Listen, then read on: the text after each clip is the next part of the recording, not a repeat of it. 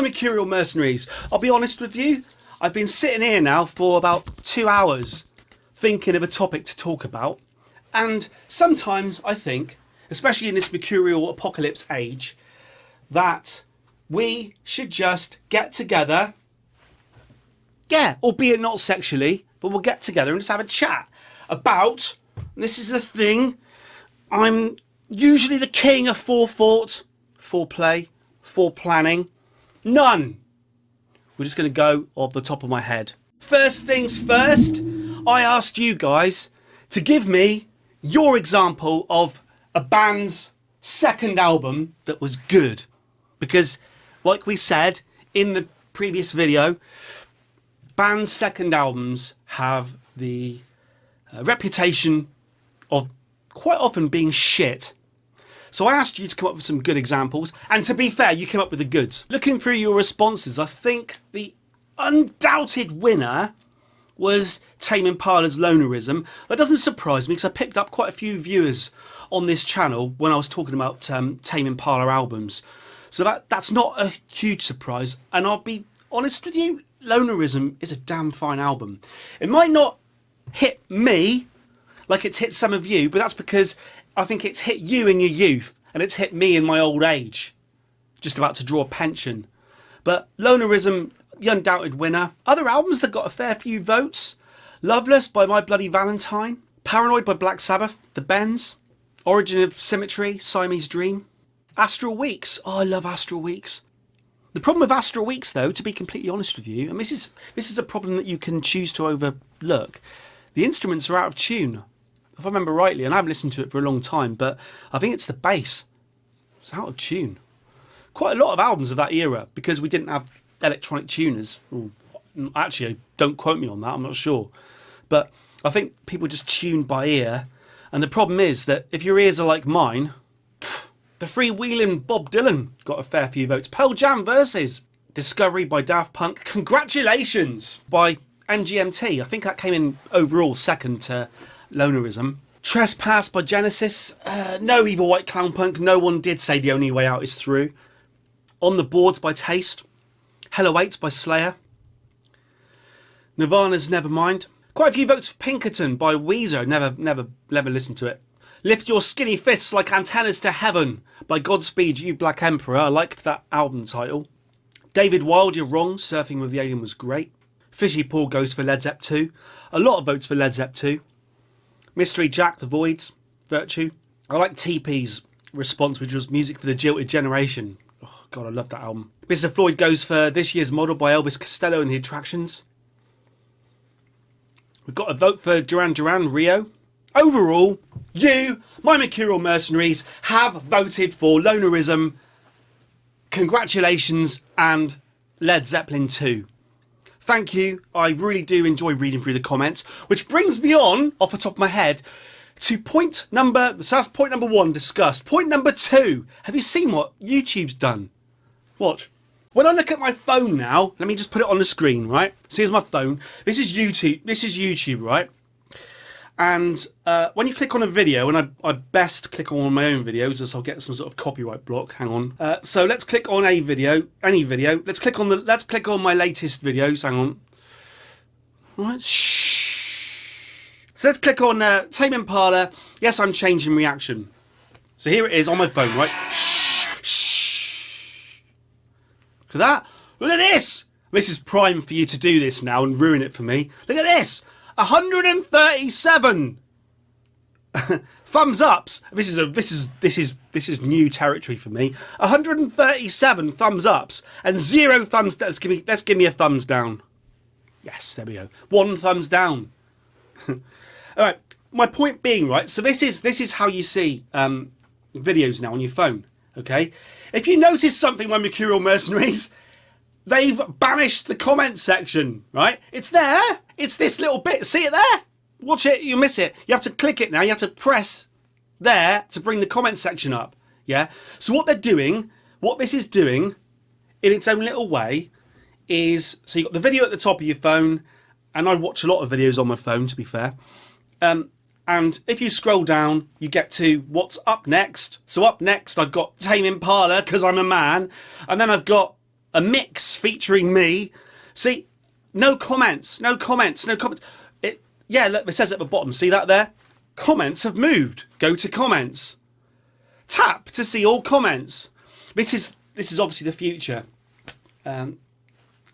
So we're getting closer and closer on YouTube to being more of a Netflix.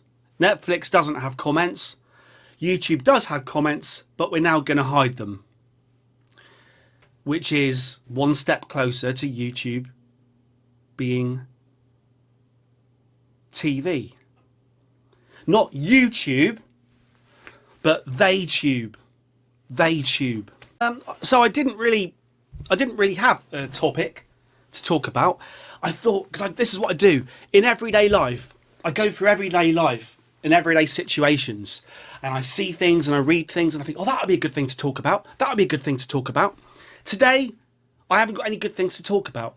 Off the top of my head, Paul McCartney was recently asked on the Howard Stern show, come on, Paul, the Beatles were better than the Stones, weren't they?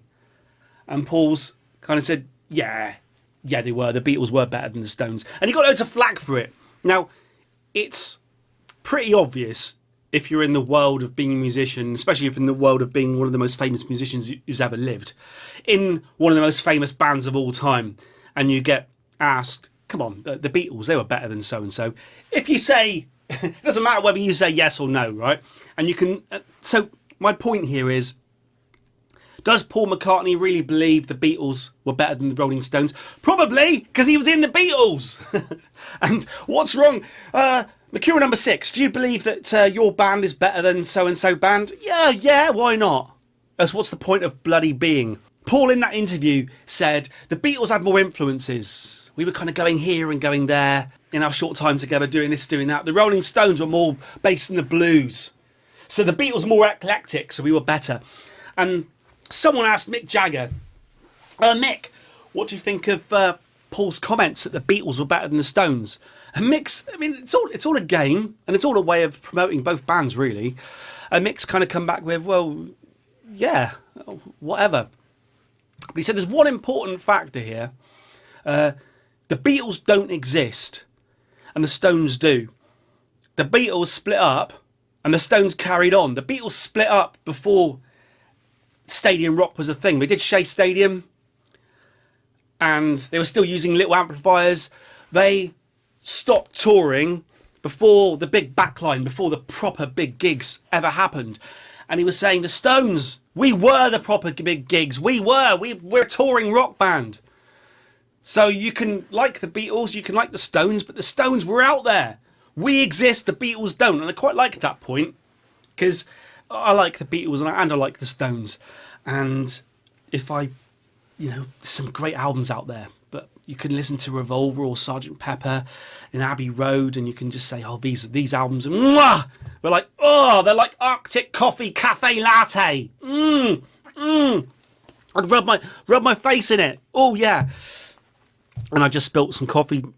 Don't worry about spilling the coffee, it's not important. And then I can put Exile on Main Street by the Stones on, or Beggar's Banquet, and I just think, holy shit, this is fantastic. So I don't think it, and I see this whenever I bring the Beatles up, people are immediately, and we've talked about this so many times, I'm not going to go into it again now, but people immediately be on the attack. The Beatles, they're shit, mate. And also, when you talk about the Beatles and the Stones, people feel like they need to pick a side. And they'll even say things like, yeah, I really like the Stones, but obviously I prefer the Beatles, all the way around, vice versa. Whatever. But the fact is, there's some great songs out there. You know, if I had to pick the greatest songs of all time, the Beatles' While My Guitar Gently Weeps is up there. And the Stones' Sympathy for the Devil, or Gimme Shelter, is up there.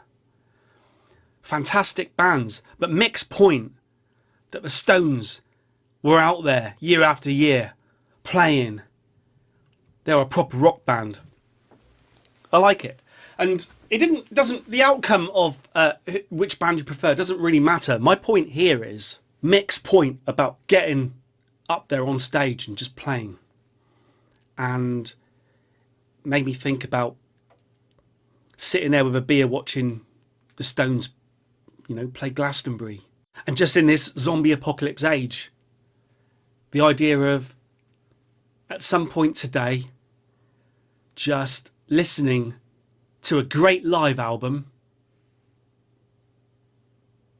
with a beer. And so today's question: what is the greatest live album of all time? And it is important because I'm going to listen to some of your suggestions with a beer. You are going to directly affect my life. What's the greatest live album? It can be visual as well. You can pick a DVD or whatever. What's the greatest live album of all time? There's quite a few I've enjoyed over the years. In fact, in my time, I've liked nothing better than a live album. There's certain live shows that I almost wore VHS tapes out over. But on this occasion, it doesn't matter what I think. I want to know what you think. What's the greatest live album of all time? Comment below, and then I'll struggle to find it because I'll have to click an extra button to expand. Over and